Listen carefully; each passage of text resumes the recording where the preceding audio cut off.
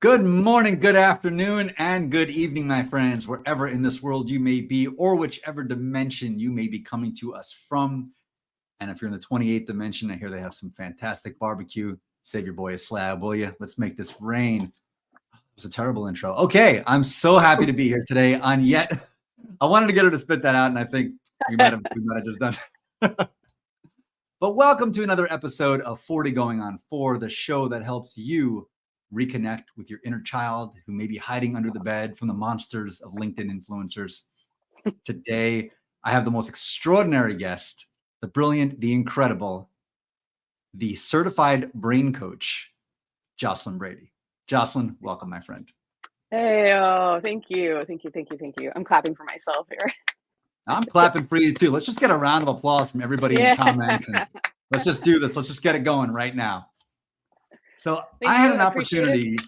I think we connected a few years ago, didn't we? Like right in the thick of the pandemic, if I'm not mistaken. Yeah, I think so. I think that's what I think I spotted your writing, or maybe vice versa. I was just like, this person gets it. I want to be connected. That's exactly what happened too. I was scrolling LinkedIn. I saw this incredible post and I said, this person gets it. And I connected with myself. And it was awesome. Then after that, I saw you. We do need to do that. We do need to connect with ourselves. Probably more of us. Do. More now. And that's why we're here today. That's why we're doing this show. It's about connecting with ourselves and not these characters that we've created for ourselves, but ourselves. And there's no better way to take the 40-year-old you and go right back to the 4-year-old you than through this thing right up here. If you're not familiar with it, if none of you have done the anatomy class before, it is called the brain, and most of us have it unless you went to the University of Michigan. Go green. And as you can tell, my esteemed guest today knows a thing or two about this. So Jocelyn, we're gonna jump right in like we always do here, and I'm gonna start with a question that I think is central to what we're going to talk about today, and we'll take it in 1,000 different directions. What separates the 4-year-old brain from the 40-year-old brain? Yeah, I mean, a lot of, what I was saying earlier, a lot of addictions, a lot of weird coping mechanisms. Like before, when we were 4, we would just, I'm not saying the brain yet, but we would just like, if we were hurt, we would just like scream and cry. And that was how we communicated. Now we just try to stuff it down until it comes out as animosity towards a loved one for leaving a spoon in the sink. So in some ways we've matured, and I think we've lost a lot. And then, in terms of just like the brain itself, it's obviously we had a lot of, when you are in those, it's like so-called critical years, you have the most plastic brain that you will ever have.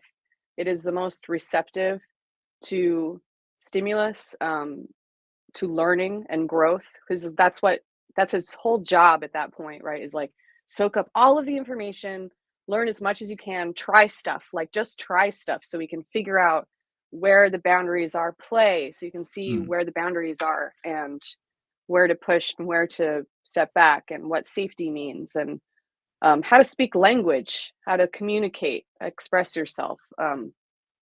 And then as we get older, I mean, it used to be the case that even esteemed scientists all over the world would say that adults do not have the capacity, they don't have neuroplasticity. And it wasn't until fairly recently, I mean, really in the early 2000s, it started to get more traction. It's been around longer than that, the theory, but now it's more accepted.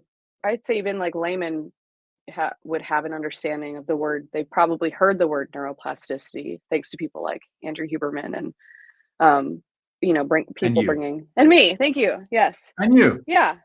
And we have the ability to change our brains for the rest of our lives. Not in the same way as a 4-year-old, but we have the same access to the portal, which is play. Well, minus a traumatic brain injury, and then you could totally do it like a 4-year-old all over again. So okay, yes. Just walk under some scaffolding. If you want to take the express train to get there, I'm not necessarily recommending that. I don't want to get sued by anybody watching this, but maybe that's the way to do it. Okay, but assuming somebody doesn't want to walk underneath some scaffolding and take that route to going back to their 4-year-old brain, let's actually talk neuroplasticity. So we get to this point in life, like you said, we have these addictions. We have these set fixed thought patterns, which we did identify as our personality, as who we are, as what we like, what we believe, what we think, what ought to happen.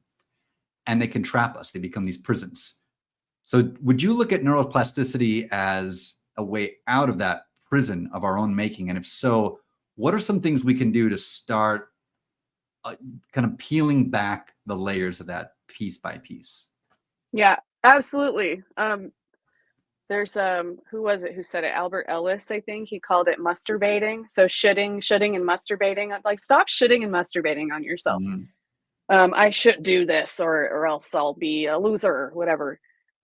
Or like just being aware that it's everything's like made up. I mean, we it's all coming from our brain, which is making up stories based on input that we had. And now think about it, there's like how many people? 7 billion, whatever people on the planet.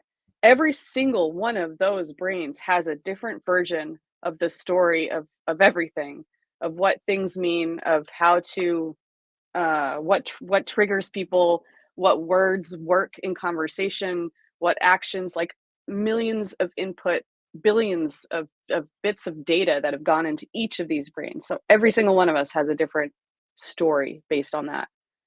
And then we think that this story that we project onto the world is reality, which is crazy. Like that's insane. Mhm.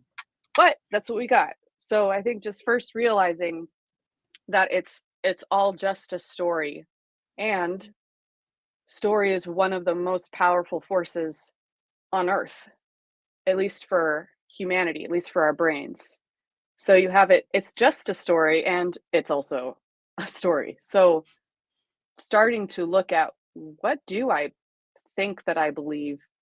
When I'm feeling a certain way, when I'm feeling like really charged, what's coming up for me? Some people will like automatically kind of go to their head and they'll have a phrase or stories or words that come to mind. Some people are more like, I don't know what I'm thinking yet. I just feel full of rage. Mhm. Yep. And like looking at those things and going, okay, there's an interplay here, right? Of the emotional, the feeling, and the narrative, the story that your brain is making sense of things right now. So if you can just try to bring that up to your awareness, you've gained some power. And then from there, it's like, well, what are the myriad options you can take? Can you play with them? Can you look at another Mhm. narrative, another feeling, another, route that you want to be taking? And what is the story that would support that? So how do we change direction within the story? How do we talk about this a lot, the author's pen. Kimberly, what's happening, my friend? Good to see you. Kimberly is somebody who really understands this very viscerally, who understands how to play with the energy in our field here and say, I'm going to just go this way now. The world told me I'm going to go this way, but now I'm just going to go this way, and I'm going to just Mm, do this. And it's really refreshing to meet people like this because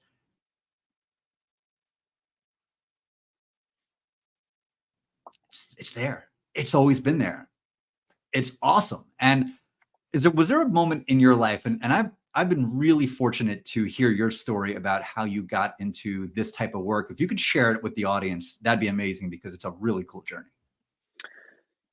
yeah, so I'll start with um I'll because it made me laugh, I'll just say it. I don't remember if I told this part to you before, if you heard this, but when I was in grade school, we had to dissect a fetal pig. And the purpose of this dissection was to learn more about the organs. So, I don't know, liver and spleen and whatnot. I don't know why we had fetal pigs. We were on the big island of Hawaii and there's probably an abundance of them. And I just remember that we do the little assignment and I'm like, hey, liver organs fascinating. But but why isn't anyone telling us like there's the brain, what about the part that's powering all the parts? Why are we not looking that what we have this opportunity to see a brain and like nobody's instructing that. So I just took it upon myself to hack into its little skull and peel out the little brain, and I was just completely mesmerized. It's just like my friend was not impressed. And just like looking at this like like like Gollum, like my precious. I just was Not thought it impressed was with a pig brain? so not impressed with my zealous nature to look at the research. I guess she was also like not surprised. It was sort of like, yep, that makes sense. Jocelyn is literally It's the on only brand. person in class doing that. I could see um, it.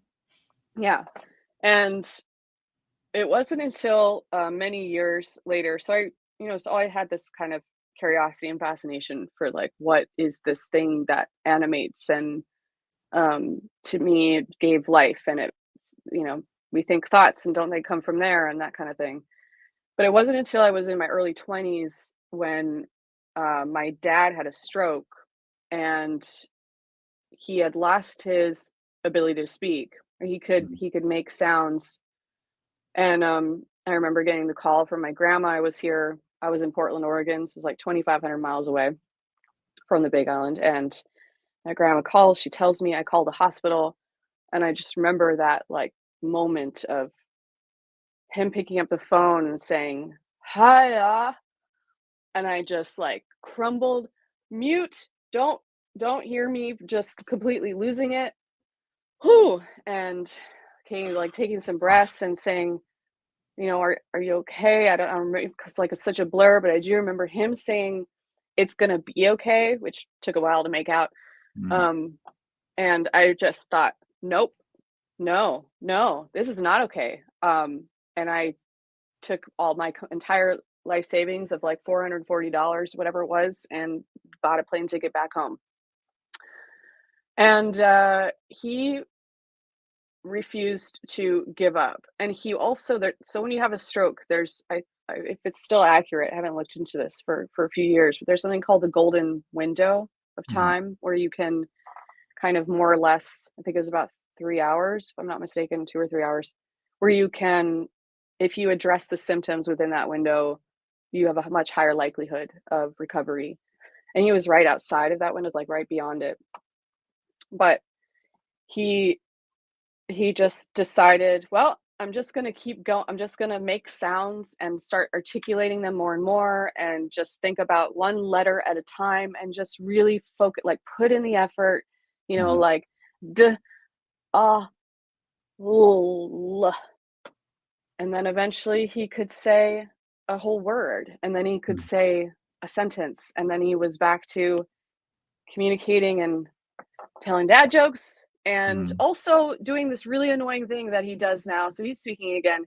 He's such a great storyteller, and he would just tell me all these fabulous stories about his life. And he grew up in Southern California in the heyday of like I was gonna say Charlie Manson.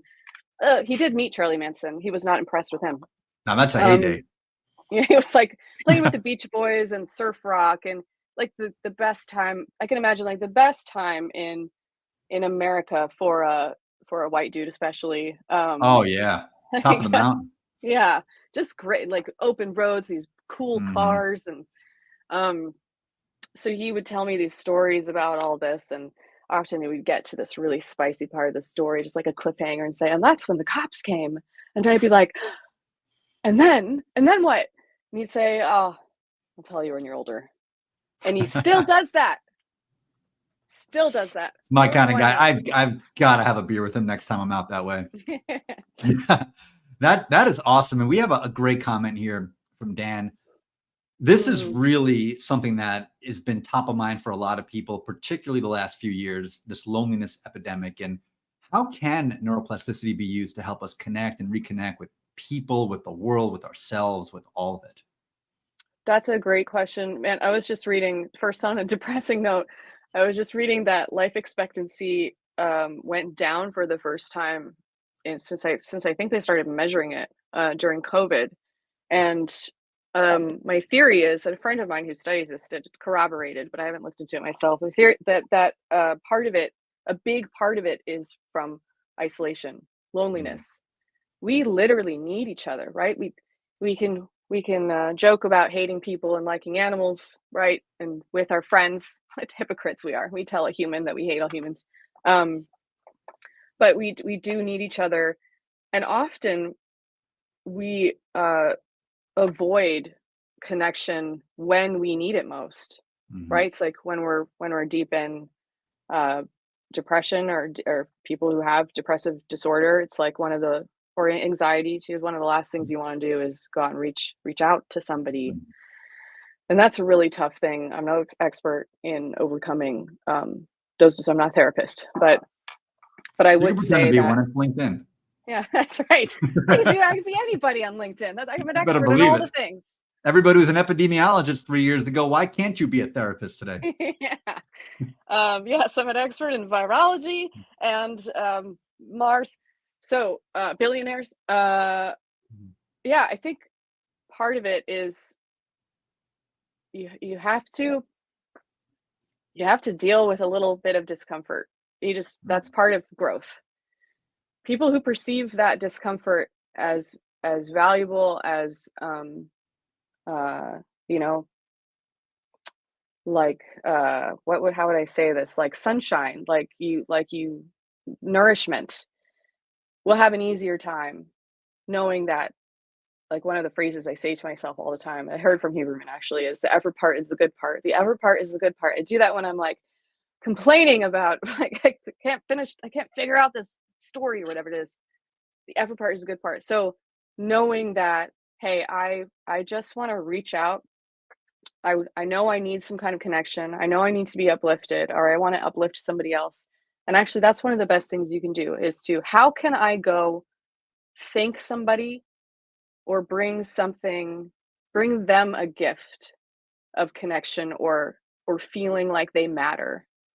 There's this really brilliant book, and I'm blanking on the name, by this woman who was experiencing really deep depression after her husband died, and she was a researcher on emotions, and she realized that when I went out of my head, basically, to go see what I could give to somebody else.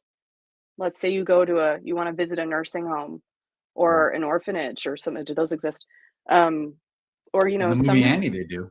yeah, somewhere where you can go offer, and it doesn't have to be that grand of a thing either. You just go, like, give somebody let somebody cut in line or something.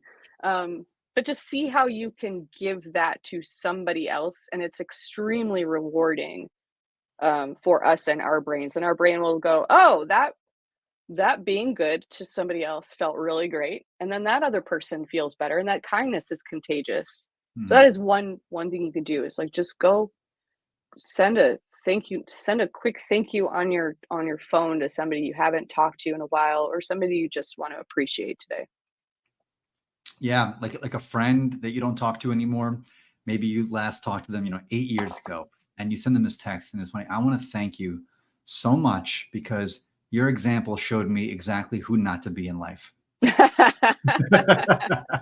Yeah, I do and want to give block. a yes, exactly. I do want to give a shout out to Bob. What a journey back from the abyss. And we talk about head injuries, and I say it in jest, but it's no joke. And if you can come back from that, especially learning to speak again, yeah.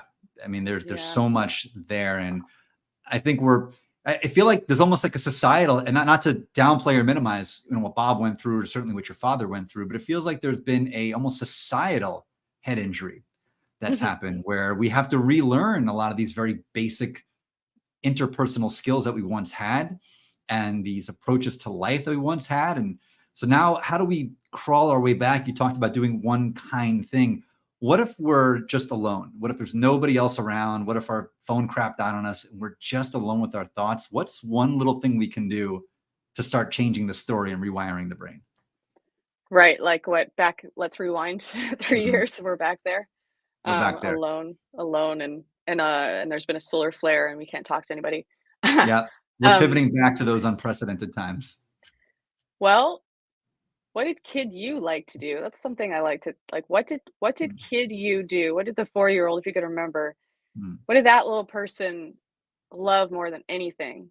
Um, and some of them might involve friends, that's okay, but just brainstorm, right? Maybe it was just coloring in a coloring book, or painting the walls, or jumping in mud, or talking to the kitty. I mean, writing stories, making games. Think of those things that, where you experienced a time where you got completely swept up in just pure joy and flow, and you lost track of time because you were so in the moment and see if you can channel some of those things. Like, give yourself that gift. Go like, you know what? I'm just gonna try doodling for a few minutes and see where that takes me, and see what sticks. But give yourself that gift, of like, yeah, the flow and the joy. I think I like to tell corporations, especially because it makes them uncomfortable, that joy and connection are like the most vital things that we need. They're, to me, they're the portals of everything else. One of the ways you get there is through play, but Mm. joy is like, why do we poo poo these words that are uh kind of like what we live for? Because there's so much hardship, right? There's so much hard shit in life.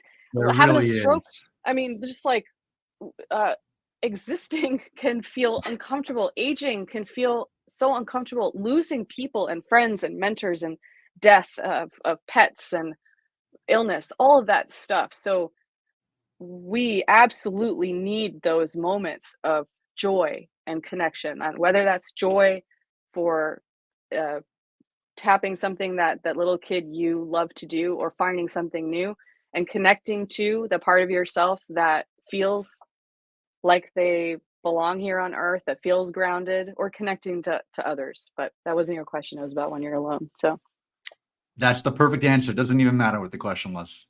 That is the perfect answer. I want to talk about, and you are the absolute perfect guest for this in so many ways. And, I was thinking before the show today how there may not be a guest that I've had or ever will have who embodies the name of the show itself better than the great Jocelyn Brady.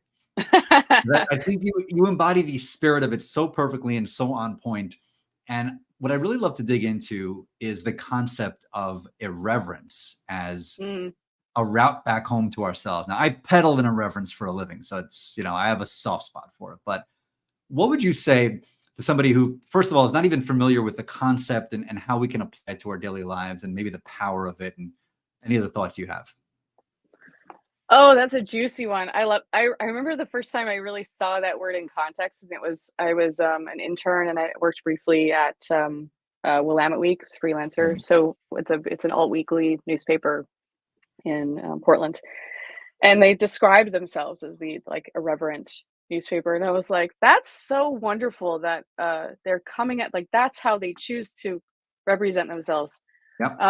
As I think,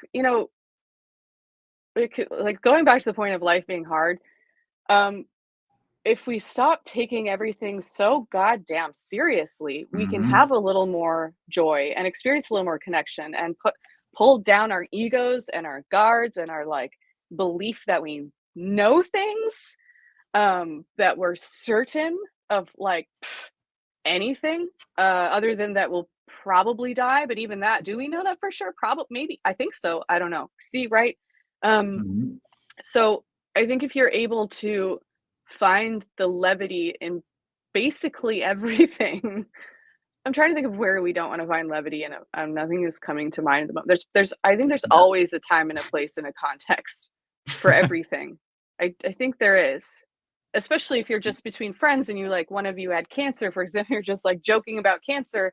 You're not going to go probably do that in the leukemia ward tomorrow where somebody's grieving the loss of a loved one, right? There's a Right. time and place. But Oh, maybe. depends who died. Um, it was a good it was a good loss. We didn't need that one anymore. Yeah, we Um, could do without them. You should have seen their so driving. yeah, yeah. Some people deserve it because they wouldn't turn on the light. Um, yeah, I think, just again, it's like finding that playfulness and fun and levity. I think that's what irreverence sort of means to me. It's like, because the opposite would be what you're just oh, everything's holy, and Yeah. look where that got us. Look where, oh, I don't Yeah. know if this is the place for religion, but look where, and I Mm, know I'm going to offend people by saying that, but look where that do got it. us. Let's do it. And that, look, where all of it got us. And it's, Christopher Hitchens said it best.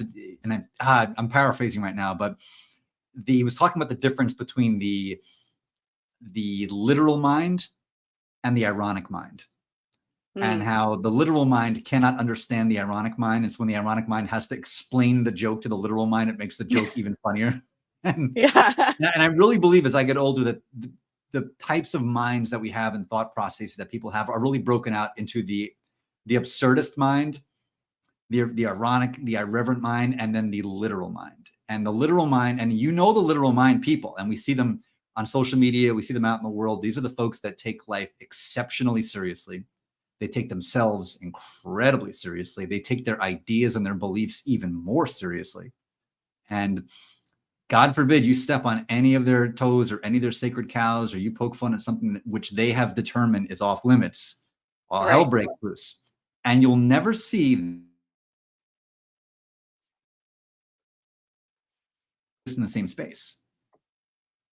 Because there's a lightness that's associated with that kind of a reverence. That if you have this thing, and it depends on how big the thing is. Now you could be light and fun about all kinds of stuff except like the one thing, and the one thing you can't joke about. And you are their best friend until you step on the one thing. Right. And Yeah. And think that's about it. life. Think about living like that, where everything is a trigger or potential trigger. Like, who wants to be that person, let alone around that person, where just Yep. everything is like a potential um, bear trap. Absolutely. I had a post I put up a little while ago, and it was reported and taken down. And I I thought it was hilarious, of course, or I wouldn't have posted it. I don't know if it was objectively hilarious or not. That remains to be seen. But it was. So that there's a big thing that's happening these days in the U.S. and Canada, more so in Canada, but it's here in other parts too, where they begin events with a land acknowledgement. You just say, we acknowledge that this event is happening on land that was originally part of this tribe's land and this and that. So, okay. So I had some fun with that because I satirize everything. And Yeah. that Ojibwe tribe begins event with acknowledgement of Lakota tribe who they drove. And it was like a whole satire piece about that, about the Ojibwe acknowledging the Lakota who they butchered and drove out of the land, and which is true in Minnesota. Yeah, it's And great. somebody did not find that funny. They thought that was offensive. They thought that was like a bridge too far. And it's just irreverence. That's all it is. It's like saying, okay, the land acknowledgements, I understand the spirit of where they're coming from, but they all begin at arbitrary points in history. So I'm just taking it back like another 50 years. That's it. I'm taking the literal exact thing, just rewinding it 50 more years, and I'm having fun with that. Well, no, you can't do that. No. Can't do that. Yeah. No. Too far. Too far. Way too far. And Dan, I have somebody in my household who may or may not agree with that. I have to independently verify that, but I do appreciate the spirit, though. I'll have to show it to her and see if she actually agrees. No, I dig that. Yeah, No same, worry. same.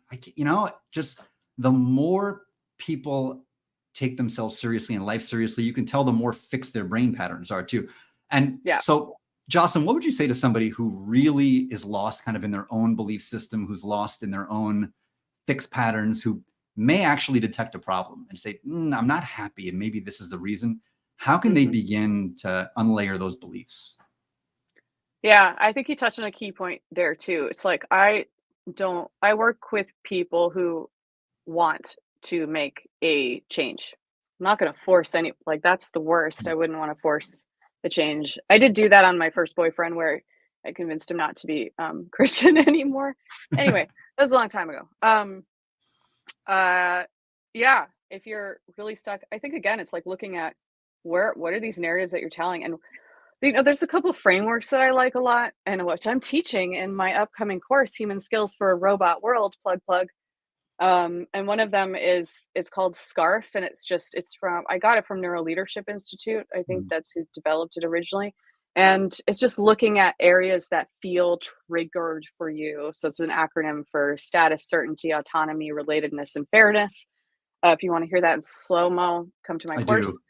And roll it back and break it down. So you're looking at, for example, if we look at status as the S of the SCARF. So status meaning, how do I feel in relationship to these other people? Or like, it's kind of like, do I feel respected? A certainty is a really good one too. That's the C, certainty. So it's like, let's say that you're really high in a domain that's high for you is feeling like high status, and feeling a sense of certainty. You're going to be set up for misery. But if that feels threatened, it's kind of like pulling those layers apart. What feels threatened to me right now?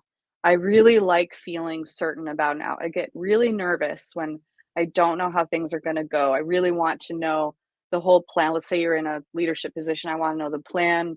I want to see the steps. I want to look at people working to prove to me that they're working. Um, and I want them all to look up to me and respect me. And so if that feels threatened, you're noticing like, okay, somebody like dared to work from home and said hey to me instead of hello mister whatever. Then look at, oh man, I'm not painting the very nice picture for something. Okay. But you look at these areas that are threatened and go, okay, now I get to make a choice. Do I want to continue feeling this way? Um, if I do, then great. I'm on I'm on the path to being miserable. Wonderful. If I don't, where can I make these shifts?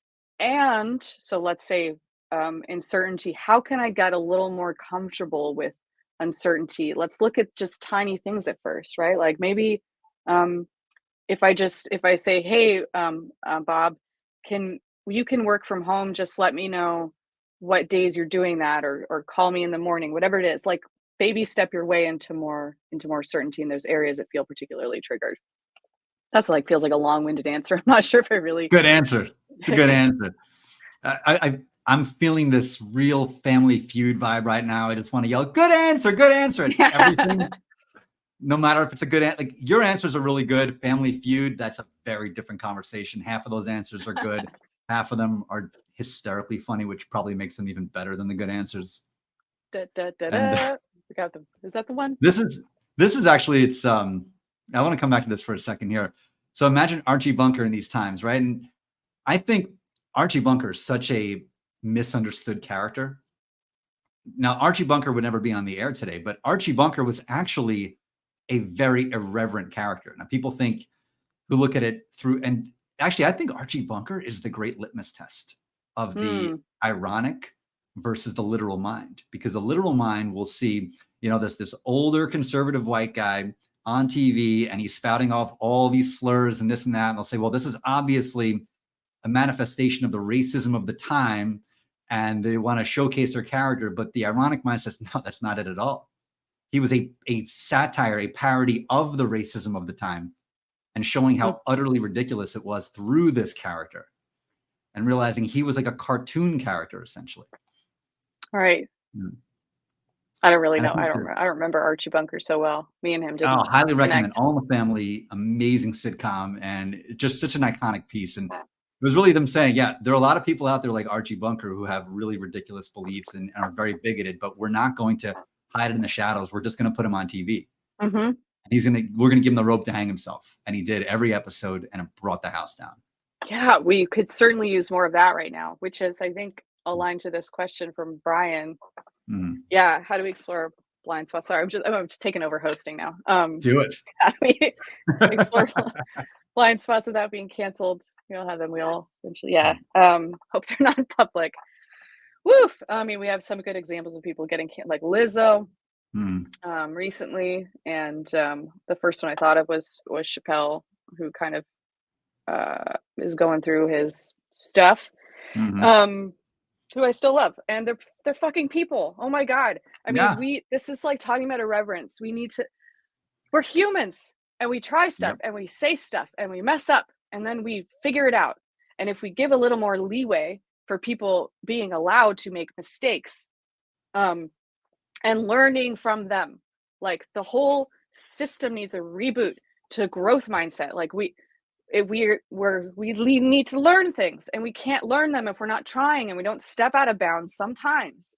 And then understanding where it is actually something that really hurts versus somebody just needs to virtue signal that they stand for whatever it is it's popular at the time, right? Right. So how do we explore blind spots without being canceled? I mean, there's a few things that come to mind there, which is just like, if getting with community where you can get a good facilitator would be my first recommendation. and There's a talk couple of them about, out there. yeah, talk about the things that do feel triggering or that you're afraid to say or that you're genuinely curious about. Mm. Like, I mean, something that I have a hot spot around is I don't agree here. Maybe I'll get canceled now. So we'll see what happens, Brian. You can Let's do use it. me as an example. Um, Nice what knowing you. when the male swimmer decided he wanted to be female, and then he competed against female swimmers and won. And that became it's a big issue. And a lot of the female swimmers were really afraid to speak up. They didn't think it was fair, but they're supportive of the person, which I think we can all agree with. Yes, Mm.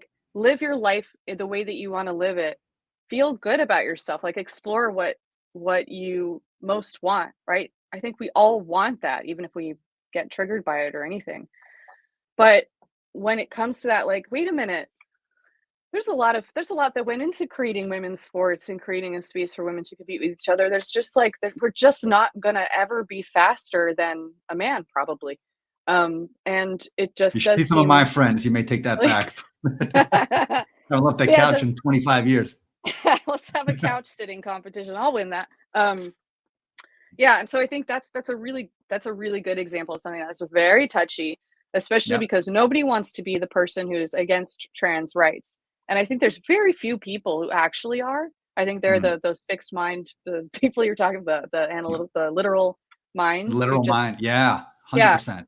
And there's a lot of people just scared, like they don't, they're Mm. like, the world is changing around me. I don't understand it. I'm just gonna like be an asshole about it because that's my Mhm. defense mechanism. Like we see a Yep. lot of that.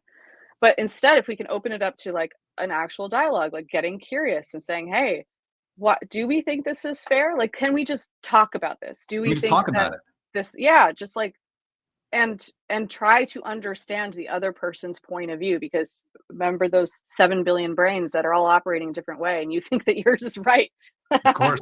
um so just yeah, like practicing that cognitive flexibility and getting curiosity and compassion.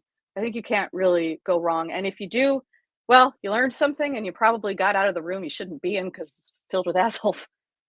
I'm in a lot of those rooms, and I'm trying to delayer those rooms from my own life, piece by piece by piece. And I've seen some success with it, but like anything else, it's a work in progress.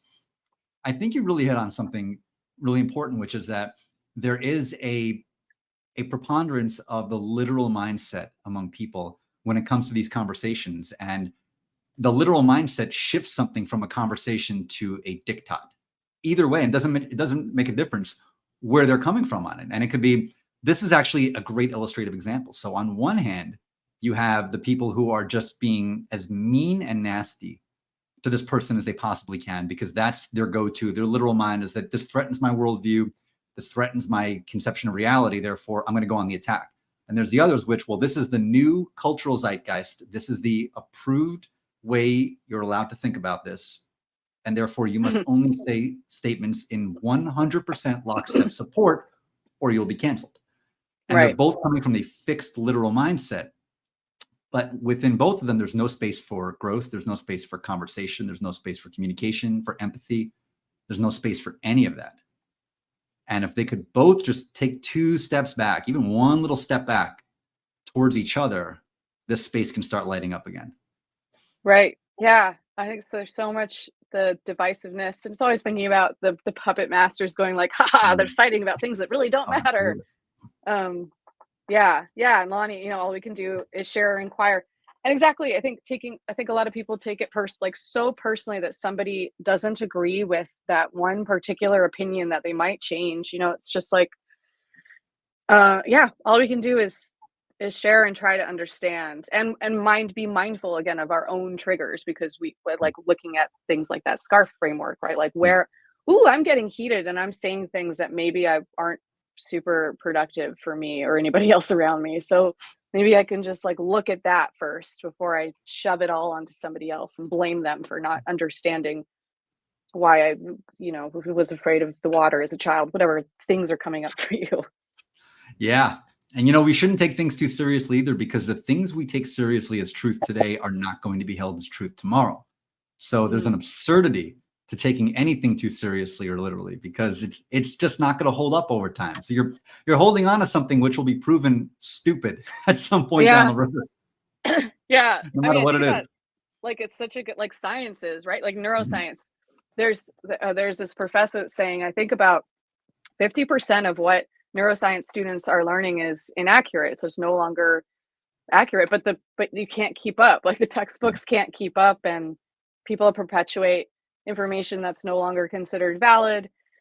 And it's sort of like, well, if we just allow it to be like, hey, let's be curious about what it is and ready to let it go because Mhm. things it's flowing. Yeah. And a lot of times I think a beautiful way to approach it, if you're really trying to, this is one trick that I like to use, and I'd love to get your thoughts on this, is somebody asked me, is it this or is it this? I just answer yes. I answer Yeah. yes for basically everything. And the more things I think about, yes really can come into all of it. And I was chatting with a buddy of mine. We were just talking history. This is what we do. We go down these rabbit holes. We're middle-aged men. It's in the bylaws. And the example of Spain came up. And the question was, historically, is Spain a colonizer or are they the colonized? Hmm. And the answer is yes. Yeah. But depending on which side you fall on, you're going to get a different answer. And the answer is yes. And there are so many things that can be extrapolated to in life. Does science prove this or does it suggest this? Yes. Yeah. Yeah. Is there anything that you see in your life that you can apply that to, or things that you've seen that people look at in very kind of fixed binary ways, but there's more fluidity within that? Hmm. There's probably a lot of things. What comes to mind? Let's see. Um, I just see my cat here, so the first thought I had is kitties are the best. Indisputable fact. Mhm. Cats or dogs. But yeah, they're And both cats are great. also They're both truly great. evil creatures. Yes. Yes, yes, Cats are the best and they're truly evil. Yes. yes. Will they take Yes. your breath at night? Yes. Mhm. Will they also give you life? Yes. Yes. Um, what else? What are some good examples? Um, just thinking about like the vaccine. There's this, one of my favorite comedians. His name is Curtis Cook, and I don't want to. I'm going to. I'm going to butcher his joke. It was just sort of the gist of. I don't know. It was during the peak of pandemic. I don't know about this vaccine. Like, I don't know. It does seem creepy. But just take it. But just take it. But I don't know. But maybe it does cause weird. But just take it. Like, okay. But just sort of that. Yes. Mhm. Yes. Yes. Yes. Right. There was so much yes during COVID. So much Yeah. yes. That was the absolute epicenter of yes, seen through the lens of if or but only, and just yeah. Yeah. Term failing fast or failing forward. It's a good question from Bob that we see in entrepreneurial innovation oriented circles. Yeah, there's something to that. I think failing fast and failing forward, because we get stuck. Talk about narratives, right? If we start a business, we start an enterprise and it falls on its face, how many of us get stuck in that narrative of, well, I suck as an entrepreneur. I'm not Because going to get this it done. one thing didn't work out. Yeah. One thing. Or what if this business was a terrible idea and I'm going to start something really great afterwards? So are you a terrible entrepreneur or a great entrepreneur? Yes. Yeah. I think I always find it helpful to look at those examples from the past. Like one of my favorites is thinking about Stephen King, who supposedly plastered his walls with rejection letters from publishers, and like everybody knows the name Stephen King now, right? And it's not to say that we want to be the famous author, but I think that Speak for that yourself. narrated that story. Yeah. Well, I should have. I'm going to take that back. Um, I am going to be the replacement for Stephen. I'm not going to write that kind of book. Okay. Yes, but thinking about how these people persevered and created something that delighted us. So like the person who made God, what was that show about chess? The with that it was like Help a us year out in the ago. comments here. Show about chess. It was What do with we got? that woman with people, with Okay, actors. so the show featured a woman, and there was Yes, chess. she was Comments? the Go. uh, it was wonderful. It was a wonderful show, and these people that made it, I believe it was 9 years or so of getting rejections and told this will never happen, and then it became the Queen's Gambit. Yes. Boom. And Yes, Lord, yes, yes, yes. on it. Yeah. Bobby Ah. Fischer. Oh, Bobby Fischer. Bobby could be Queen, a yeah, woman. Bobby could. That's very true. Actually, very good friend of mine who's a woman is named Bobby. So yes, Yeah, I have an absolutely. aunt named Bobby. We don't speak. Good name. I need better friends. I think that's what it comes down to. It's Now, colonization of Mars on the table. God knows we would definitely venture into that. Yeah, I mean, I'm not friends with Elon, but I think that's his jam. Yes, where we put the billionaires, That's yeah, kind of like that and then we idea. televise them like a Truman Imagine. Show. So cool, wouldn't it? They It's like just a go to wrestling war. steel cage. You throw Yeah, chairs in there and just gonna let them go after it, and not AI generated, like the real thing on Mars.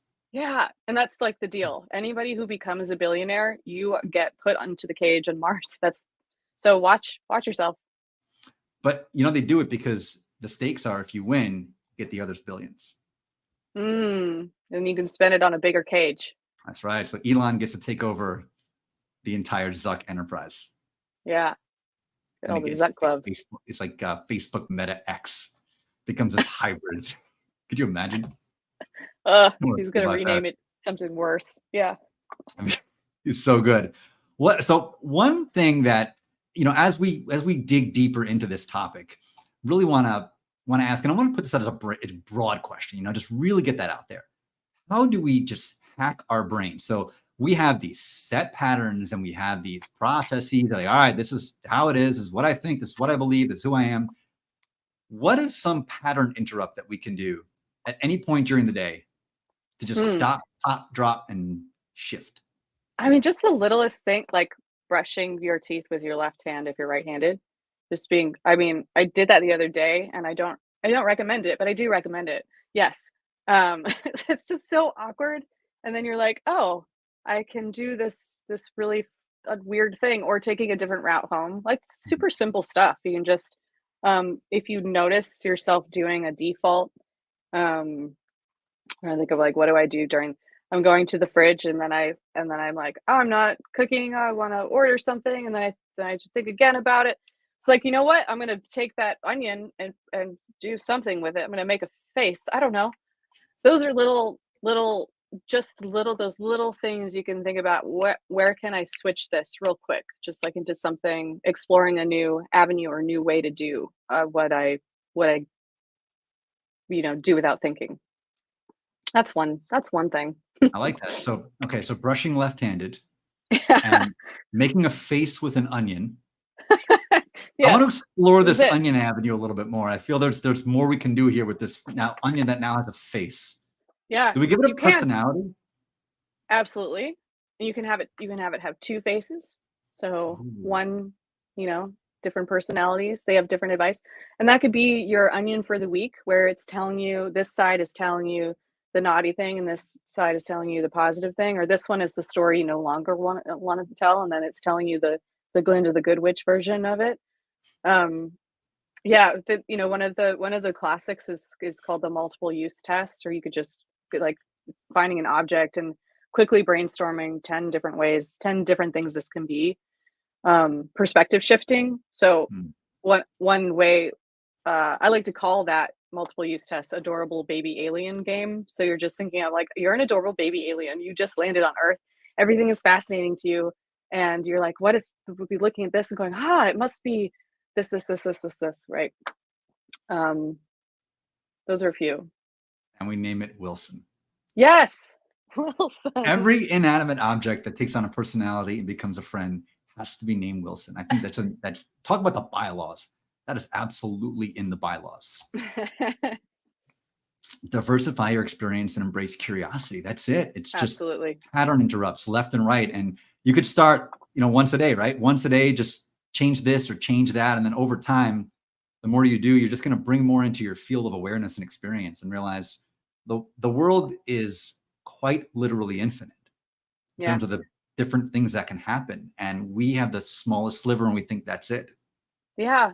And like even just go outside and look at a leaf for 2 minutes. Like, right, just you've probably not done that in quite some time, if ever, and really look at it. Really look at the veins and think about where did that come from and how did that exist and how did that form and what else does it look like and what might it feel like? Just like let your imagination explore that everyday mundane thing that is actually quite extraordinary. That's amazing. I love this from Lonnie. How can I have more fun today than I ever thought possible? Ooh, it resets and manifests fun without trying. It resets and manifests fun without trying. Like you're having the most fun, so then it like fun begetting fun, I maybe? think if it gets more fun, I think you're hitting the reboot on fun, Yeah. and you're coming in. I think we have this amount of fun that will accumulate over the course of a day. For many That it working professionals, that number is zero, but for a lot of other people, there's some fun. But I yeah. love where Lonnie's coming from on this. If we just ask that question, because now you're getting back into this growth mentality, this open energy, this expansive type of way of seeing things, the way a kid will just go to look at everything like, how can I have fun today? Yeah. Yes. I love that so much. It's like that's why play is one of my gospels. If I'm gonna be reverent about anything, it's play. And yes, I think it's like one of the things I do. If you know me at all, you've heard me say this a million times. But I have a one costume that I have is a penguin suit, and I really like to when I'm taking myself really seriously. It works every time. I just put on the penguin suit. I literally walk around like a penguin, and sometimes I'll just go like surprise somebody in it. And that makes it just it's like softens my if I'm taking myself seriously, I'm like, nobody can take themselves seriously in a penguin suit. Come on. And like the penguins, they're just so cute. So you can buy yourself a little Brilliant. suit that does That's that for you. brilliant. Just how do you, because you cannot take yourself seriously in a penguin suit unless you're going to become a supervillain to Batman. And True. then Yes. you're taking yourself way too seriously. But at that point, you're all in for a penny, in for a pound, take over Gotham, do the thing, have a penguin army, go all out, enlist the help of the Catwoman. Like, don't half-ass it. And I'm saying this to all of you at home who are watching. If you're going to become a Batman villain, go all in. Yeah. There's no other You way. you owe it to yourself and to the people of Gotham to give them a real villain. Now, if you work in HR, you're already there, so you don't got to worry about it. I give HR a lot of shit here. I really do. But the reality is I have a lot of, and this is where I do the whole cover in my tracks. I have a lot of good friends who are in HR, but I do. Yeah. And, HR, I think, is the canary in the coal mine. And I have a lot of friends actually in HR who do not take themselves seriously, who understand why satirists like myself make HR jokes all the time. It's because it is an earned reputation. It comes from somewhere. It is a source of a lot of consternation for a lot of people. And why? Because there is no department in corporate America that takes itself or the people around it more seriously than HR by design. Right. So of course it's going to lead to friction and unhappiness and all these things. So if you can find, you're watching out there, you're in HR, counting on you. This is you're going to change the world. Yeah. What can you I mean, do? just the name is hilarious. Human resources. Like it's so blatant. How can we extract the most from them without without making them angry or want to make a lawsuit? I think of the old biblical movies, where they have like the guys rowing and the and Yeah, that's just what it yeah. feels like. The supervisors of that, and how do we do that? A circus mirror would be great on the 5th floor Mm, in a lot of these organizations. mhm. Don't you wanna does anyone here want to just, like, secretly this is terrible, but amazing, secretly give them mushrooms or acid or something and then put them in funhouse mirrors? I'm talking about the people who, like I mean, like, let's put the billionaires in there, for example, just for they're easy to pick on, so I feel like we can do that. Just put them in the very serious, like, corporate people who could use a little softening. Maybe it would ruin them, but maybe it would save them. Maybe it would do both. Well, we have a couple of folks here in the chat who are well versed in the usage of psychedelics. And so, Right. Bob, Rachel, if you want to chime in on this, what do you think? Drop a little acid in some of the billionaires or some of the HR. And that's it here to help to crush you into compliance. I wanted to make an HR Soviet video and post it and just have some fun with it. And then Russia had to go all like 20th century and invade Ukraine and make a whole thing. So Yeah, maybe I'll wait till that cools off and jump back on that again. But at the end of the day, you have to have fun. And I actually, truth be told, I did make a parody video of Russia's invasion of Ukraine last year when it all popped off. And for that same reason of it is serious and people are suffering. I'm not downplaying that at all. But even in the depths of suffering and in the depths of the most serious situation we have, there is levity to be found. And it's the most important thing we can do, because the more fixed we get into it, the more narratives start to take hold and the more difficult it is to start undoing that as time goes on. So we have to have a little bit of levity and wiggle room, even in the middle of the rigidity. Otherwise, become brittle and break. We do. Give the employees they would know what to do with it better. You're right. What are your thoughts on that? And this is not a psychedelic episode, but in terms of it's so much part of the zeitgeist nowadays, and it's really working its way into these conversations. So where do you see that fit in the greater neuroscientific picture? That's a good question. I mean, it's finally with or we're seeing some opening with we could blame so many presidents, and one of them is Nixon, for enacting the CSA, the Controlled Substances Act, which classified these drugs right into schedules. And Schedule 1 included marijuana and psilocybin, which is above cocaine and other kinds of painkillers.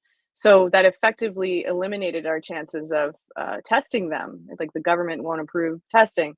I think we're seeing that gateway open. We see even Biden was calling for a reexamination. Even Biden, like a president, was saying, we need to reclass, like, this classification doesn't make any sense.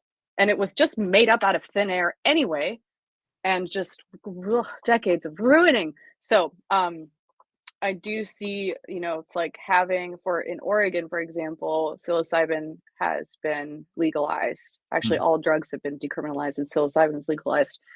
And I think that is great progress. We might see a little bit of kind of, that, where we see some expansion of discussion and being able to test. And now that we can have people take it legally, they're pretty much only wealthy, accessible to more wealthy people currently.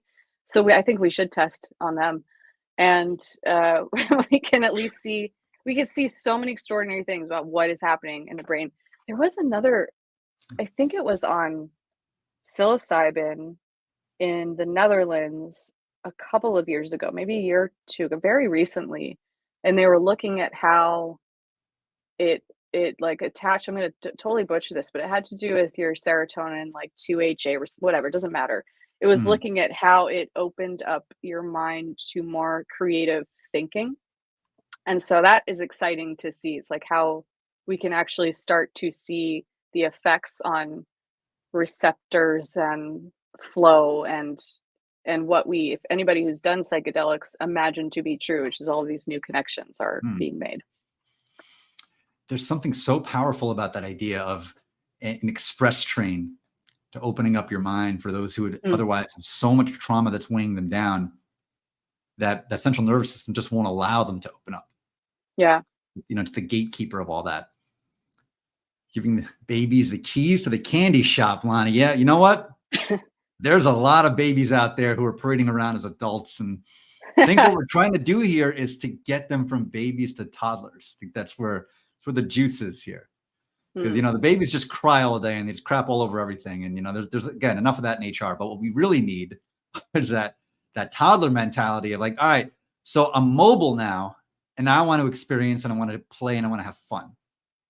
And I want to just draw on everything and I want to experience everything and I want to eat everything and I want to laugh at everything and I want to just hug everybody and be like the really fun drunk, like not the nasty drunk, but the fun drunk. You want to pivot toward that a little bit and give it kind of free rein.